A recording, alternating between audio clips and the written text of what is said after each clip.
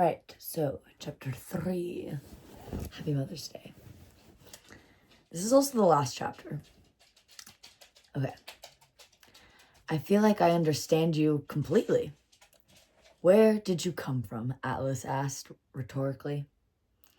That's such a relief. Most people where I'm from don't listen to me on account, of my age and femininity.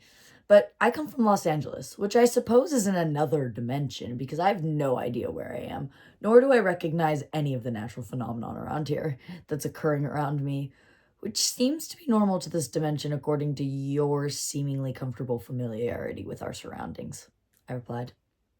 Oh, you're from dimension number 4. You must have stumbled upon one of the portals. Maybe by accident to you, but never by cosmic accident. Welcome to dimension number 5.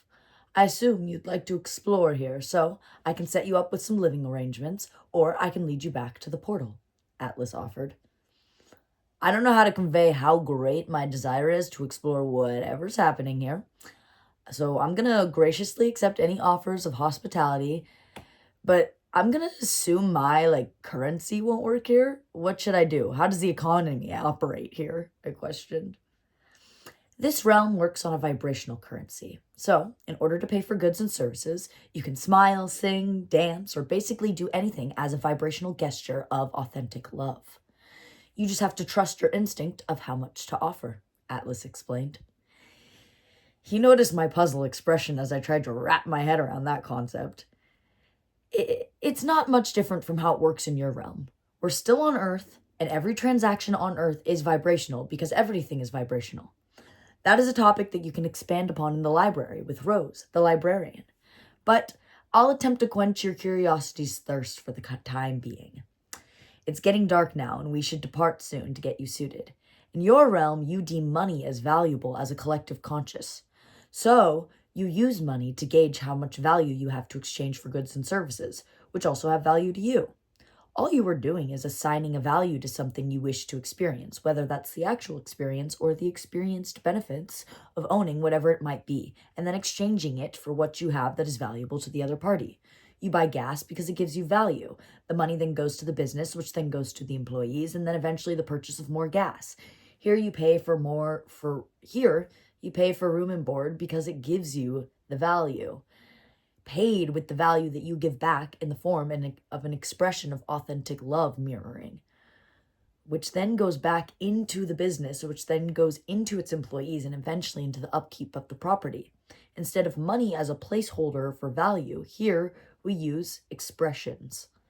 Atlas finished explaining to me as the sun came to a half, visually split by the purple lake, which was now glittering more than ever, as if its delicate rippling waves held the same excitement towards the sun that a puppy would greet its owner with after a long day of work. This definitely shifts my perspective in unfathomable directions, but I'm sure after a few hours of journaling, I'll have that sorted out. I'm very grateful to you, and to whatever untold forces have led me here. How can I repay you, Atlas? I pleaded. It is I who is repaying you for the inspiration you gave me to jump in a pile of petals, the expansion of my mind with your philosophies, and the joyful pleasure of your physical beauty, amongst the many values you provided me with this afternoon, Atlas said as his compliments heated my cheeks into a bashful red, causing me to contract those muscles, pulling the corners of my lips into a smile of sheepish expression. I wondered what our relationship would evolve into, and I wondered who this new adventure I found myself at the beginning of would evolve me into. Atlas stood up from the log and brushed off would-be splinters off the back of his whisker-washed jeans. He readjusted his turquoise flannel and smoothed out his violet vest so that the velvet ran in the same direction. The yellowish hue of the diminishing sun reflected in perfect rhythm off of the healthy, natural oils imbued with each strand of Atlas's hair, and provided the same friendly contrast to the blue with which his irises, that sunshine, also provided the cloudless sky above us. I looked up at the sky for a bit longer than a moment. The sky. I forgot to look up at the sky. I was so overwhelmed by the beauty in front of my eyes in this new landscape that I forgot to look up. It's funny that even though the lakes are purple, the flowers are much larger. It rains petals, and the vibrancy of all colors seemed to be kicked up a notch. Just naming the most glaring differences of our worlds I found this far. It's funny that the sky's still blue and the sun still sets and shines in the same place. Does it do this in every dimension? I pondered aloud.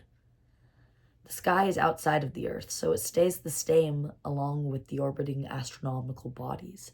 The only difference in our realities is how the Earth evolved according to people's interaction with it, based on their collective perspectives.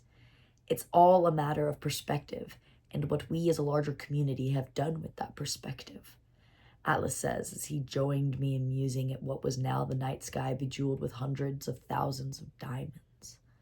I don't know how long we stood there, tranced by the crown jewels of the cosmos, but at some point Atlas put his arm around my knit red cardigan, which was covering my rounded shoulders, making it so that the only thing between our souls was some red and turquoise fabric.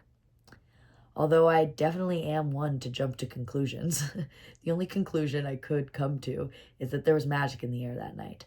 But what kind of magic, I could not fathom.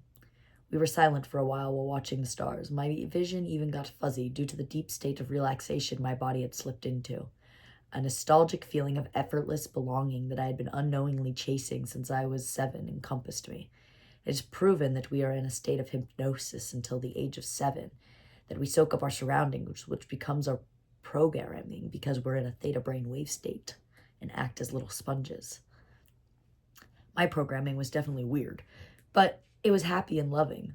The first 7 years were filled with all types of contrasting characters. My programming was good, better than good. But when I reached my 8th year, it started to show that I was programmed so well for quite a shit show. I hadn't felt this certain vein of peace since that year. My appreciation for Dimension Number 5 in Atlas silently grew. We should get going if we want to catch Mariposa before they sit down to watch their TV programs for the night. They run the town bed and breakfast, so they'll have a room and home-cooked meals for you. Their cooking is the best. I think it's what they channel their love into the most, honestly. Plus, I live in an apartment just next door, so Mariposa's is where I also eat most of my meals. Atlas said with a hint of underlying nervousness or even giddiness. That sounds mighty fantastic to me, I exclaimed as I reached into the pocket of my jeans to pull out my phone for the first time since it died on my walk that morning. I don't suppose that there happened to be any extra iPhone chargers laying around because are iPhones even a thing here? Oh shit, I hope they are. Do dimensions impact that kind of thing? I rambled out in an embarrassed frenzy. Yes, there's a charger in my car and your phone will work just fine, he giggled at me. There's a lot of people that travel between dimensions. In fact, that guy that started AT&T, he's from here, Atlas said. And I said, oh, that's really cool. The internet not only connects countries, but also dimensions. Where's your car? I asked as he pulled out his iPhone. I'll call it right now, he said as he pressed some buttons on his phone. You're calling your car? I trailed off at the sight of a hovering Tesla that showed up faster than I can finish my sentence. Your car is a flying Tesla, I shouted. Elon Musk was also from this dimension, he laughed, but that's a bigger story. I got into the Tesla and it was strikingly much more advanced than anything I had seen before. He handed me a charger and put on the song Somewhere Over the Rainbow. Look below for an overview of what you're getting yourself into, Atlas suggested as the floor transformed into a transparent glass. At first I saw the purple lake disappear, then the fields of snapdragons from which I emerged, and then all the signs of familiarity were gone. I think I imagined this realm to match the old-styled medieval type of clothing that Atlas was wearing, but what I saw was mind-blowing, and for the first time in my life I was truly speechless. We were zooming over hundreds of brightly colored round buildings with insane amounts of greenery. From up here, it looked like somebody spilled a bag of jelly beans onto a field of grass, but the jelly beans had windows with light spilling out. We stopped at a hover over a grass road. We stopped in a hover over a grass road that seemed to have been put in place instead of paved asphalt ones, in front of a 2-story cherry red dome-shaped house. All of the cars were parked hovering over this grass. I live on the top floor here. He pointed at a 4-story light blue pill-shaped structure, and you'll be staying here. As he both handed me my phone with one hand and gestured to the cherry dome with the other. I had no notifications, but I needed to text my mom so that she doesn't get confused when she wakes up to find that I did not come home. I followed him to the door that he opened on his own while exclaiming, "Honey, I'm home, and I have a guest for you." Yep. The end. Mostly I just needed to, like, journal for a while on what the fuck kind of concept I was talking about. So, you know, is the end ever really the end? I don't know. That's up for you. Bum, bum, bum. That's up to the people. No, I'm just kidding. It's up to me. Thanks for watching.